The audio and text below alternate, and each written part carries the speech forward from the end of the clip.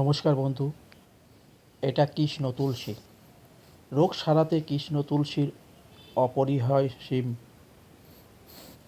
যাদের শিলস্যার রোগ আছে, কৃষ্ণ তুলসীর মঞ্জুরি 2 চামচ, চিনি 2 চামচ, 1 কাপ গরুর দুধ মিশিয়ে সামান্য গরম করে চায়ের মতন পান করলে শিলস্যা রোগ ভালো হয়ে যায়।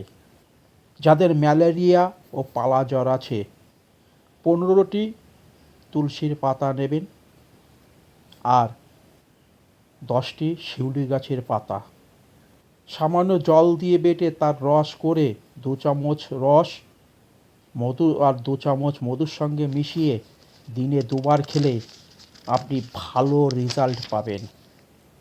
যাদের দাঁত আছে, এই দাঁতের উপরে আপনি এই পাতার রস 1/2 চামচ, 5 গ্রাম পরিমাণ সন্দক লবণ ভালোভাবে গুঁড়ো করে ওটাকে মিশিয়ে দাঁতের উপর প্রলেপ দিলে মাত্র 3 দিন প্রয়োগ করলেই ওই দাঁতকে একদম নির্মূল করে দেয়।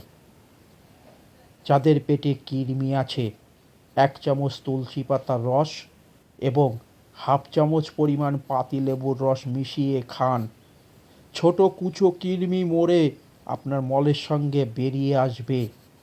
যাদের বুকে সর্দি বসে আছে, সর্দিকে মোটে তুলতে পারছেন না, আমি তাদেরকে বলবো টাটকা তুলসী পাতার রস 1 চামচ, আদার রস সিকি কাপ, পেঁয়াজের রস 1/2 চামচ এবং 1 চামচ মধু মিশিয়ে রোজ সকালে 1বার করে খান।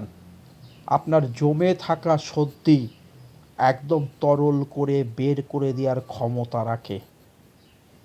যাদের কানের যন্ত্রণা করে, টাটকা পাতা 2 ফোঁটা রস কানে দিয়ে তুলোর সাহায্যে কানের মধ্যে দিন, দিয়ে কানটাকে বন্ধ করে রাখুন। দিনে 2 দিন প্রয়োগ করুন। ওই যন্ত্রণা আপনার কিন্তু ভালো করে দেওয়ার ক্ষমতা রাখে কৃষ্ণ তুলসীর, এতটা পরিমাণে ক্ষমতা। আর একটা বড় ক্ষমতা আছে, দেখবেন অনেকের বলতা ভিমরুলে কামড়ায়, বিশাল যন্ত্রণা করে। এই কৃষ্ণ তুলসীর পাতা ওই দংশন স্থানে যেখানে কামড় দিয়েছে ওই স্থানে আপনি যদি ঘষেন, দেখবেন সঙ্গে সঙ্গে আপনার জ্বালা যন্ত্রণা কিন্তু কমে যাবে। যাদের বাড়িতে প্রচণ্ড পরিমাণে মশার উপদ্রব আছে, 3 থেকে 4টি কৃষ্ণ তুলসীর গাছ আপনার বাড়ির আশেপাশে সামনে আপনি যদি পুঁতে রাখেন, আপনার বাড়িতে মশার উৎপাত দেখবেন বন্ধ হয়ে যাবে। অনেক পরিমাণে মশার উৎপাত থাকবে না। ভালো লাগলে একটু লাইক কমেন্ট করবেন, এটাই আপনাদের কাছে কাম্য।